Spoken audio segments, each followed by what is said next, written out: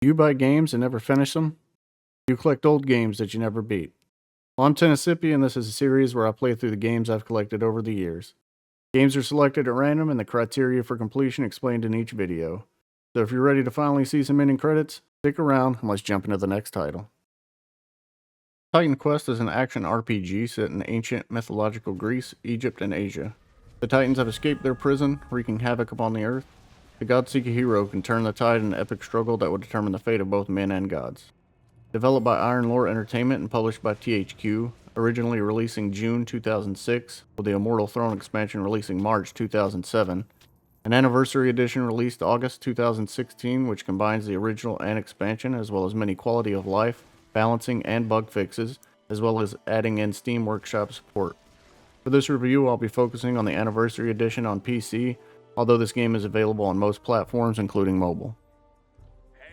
To consider this game as complete, I'm going to beat the main story and all side quests on the normal difficulty. While this game does allow you to continue playing across two additional difficulties, Epic and Legendary, and has a level cap of 85, it's essentially a new game plus where you keep your gear, stats, and abilities, and start again with enemies of a higher level and a chance for better loot. Arguably, you could say this game's not complete until beating the final boss on Legendary difficulty. This may be something I'm interested in doing in the future, but for now I'll be focusing on the normal difficulty, as this provides a clear and attainable goal while still seeing all the story content the game has to offer. Character creation is limited to selecting a male or female avatar and selecting your tunic color. Once complete, you'll see the intro cutscene and start your journey.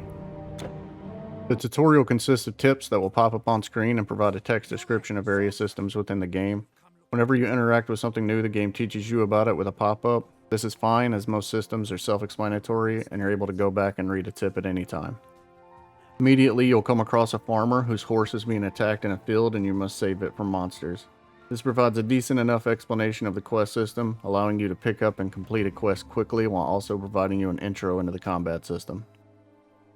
After saving the farmer's horse, you'll make your way into the first town and see several NPC types that will be available at most towns throughout the game. Towns act as a quest hub for the player. Available quests are indicated by exclamation points over an NPC's head. Additionally, towns are full of characters that will provide you with bits of lore and vendors who will buy and sell gear, a mystic for respecking, and a caravan which acts as a bank.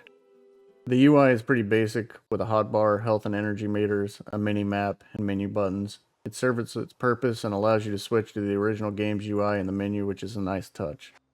Pressing M will open the mini map, which is easy to read and provides a legend at the bottom. I opens a panel that serves as both your inventory and character panel, displaying all stats broken down into categories across 3 tabs. The inventory is located at the bottom, is in a Tetris-style format where you can move around items to get them to fit. You eventually end up getting 3 bags that act as extra inventory space and are much needed, allowing you to store more items and help organize things that you intend to carry around.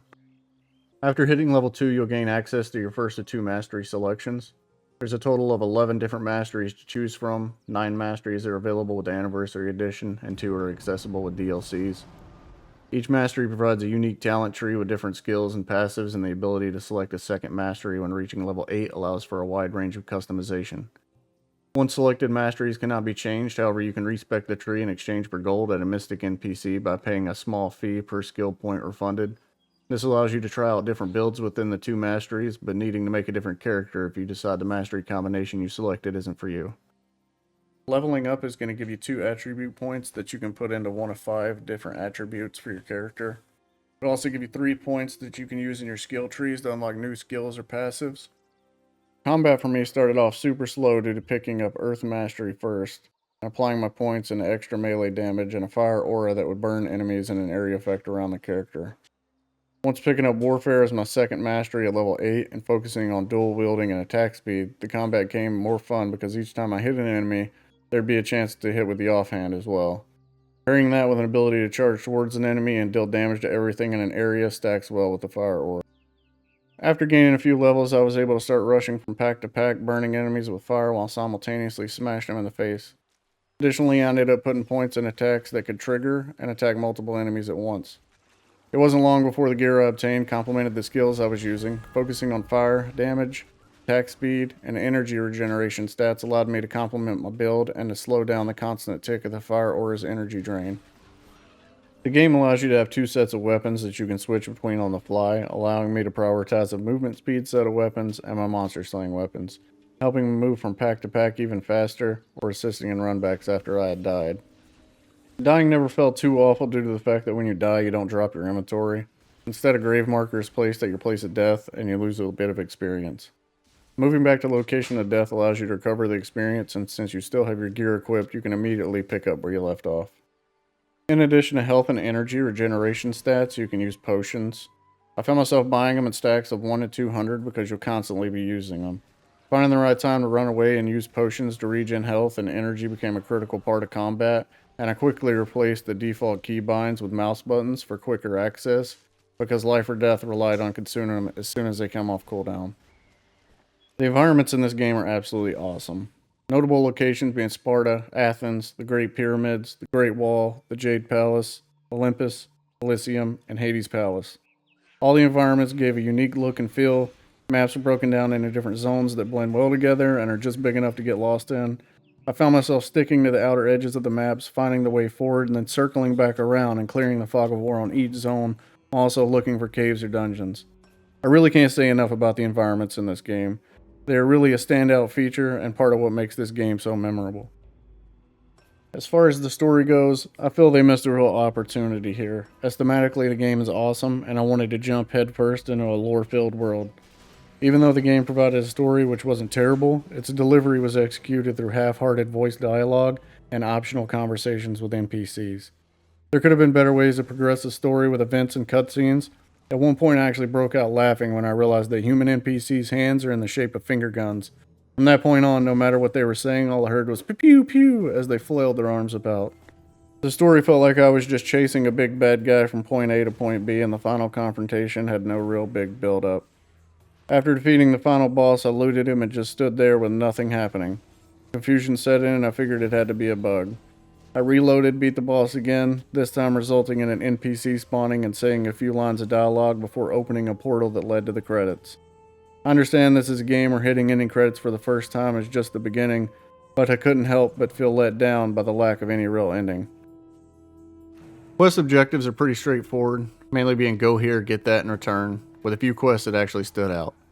Anytime I couldn't remember what I was looking for, opening the quest log and reading the last line of text would get me back on track. The fact that the quests are tracked under the zone they were picked up in helped when you needed to return to an NPC. I would have really liked to have seen some cutscenes within the engine. This would have made the characters feel less static in my opinion. My main complaint with the quest system really ties into how I feel about the story in general. The towns acted as quest hubs, and this leads to coming up to a town and needing to spend several minutes at a time listening to NPCs talk. That puts a pause on the combat, which really is where the game shines. I paid much more attention to quests that I had picked up out in the world, because I would remember the NPC was that homeless guy down by the river. Not just some random NPC in a town with a quest icon above their head. Quest rewards were good for the most part, consisting of gold, experience, attribute or skill points, and sometimes permanent buffs to health or resistances. This made completing the side quests feel worthwhile and helped to provide a reason to continue on aside from the main quest. The sheer amount of monster types in the game was astounding. Just when you got tired of one monster, another awesome looking monster would show up for you to take care of.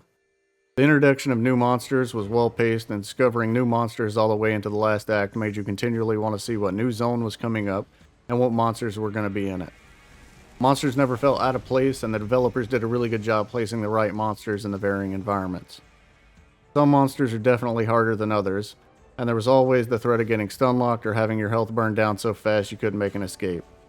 I found myself having to rush in, set enemies on fire before retreating and healing to try to pick them off as they chased me down, or by using doorways to lure archers into a group that I could then burn down quickly. Piercing and elemental damage gave me my biggest problem, and I can see how prioritizing resistances would be important in higher difficulties. In addition to normal monsters, there's also hero monsters that are stronger than their normal counterparts. These monsters are denoted by having a star above their head and can be quite tough. While fighting them, I found myself using scrolls, which are one-time use spell, buff, or debuff that gives you access to spells outside of your mastery. Vulnerability scrolls increase the damage an enemy would take, which helped considerably on boss enemies, while Frenzy further increases your movement speed and are great to have a few when you need to run back somewhere. Boss enemies were fairly frequent and always looked great and had unique abilities but lacked any real build-up. The only way to tell you were coming up on a boss was by the environment design, and no single boss was too difficult.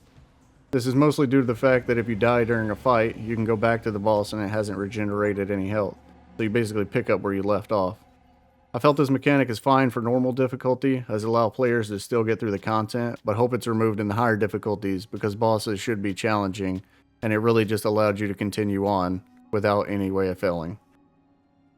In conclusion, I'll say that I thoroughly enjoyed the 36 hours of playtime I put into this game, and honestly I'm not ready to stop playing yet.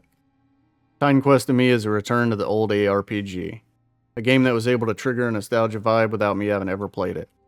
It reminds me of coming home from school and hopping on the computer to play games all weekend. A game with infinite replay value that could still pique your interest years down the line. Add on the fact that since launch it's received an anniversary edition, 3 DLCs, and mod support. It just goes to show the dedication that's been put into supporting this game post-launch. Now with Titan Quest 2 on the horizon, I'm sure many people are coming back to relive the adventure before jumping into a new one. I may have beaten the game and watched the credits roll, but I feel there is much more this game has to offer and would highly suggest it to any fan of the genre. And I'm sure I'll get told I haven't completed it yet, but like I stated earlier, I feel like a game like this you could play forever, and I needed to draw a line somewhere. Well everyone, I hope you enjoyed the video, and if you did, please leave a like and consider subscribing. I appreciate you sticking around till the end, and please comment down below what you enjoy about the game or if there's any builds I should try out. If you're interested in watching me play through these games live, you can do so over on Twitch. I hope you all have a great day, and we'll see you in the next one.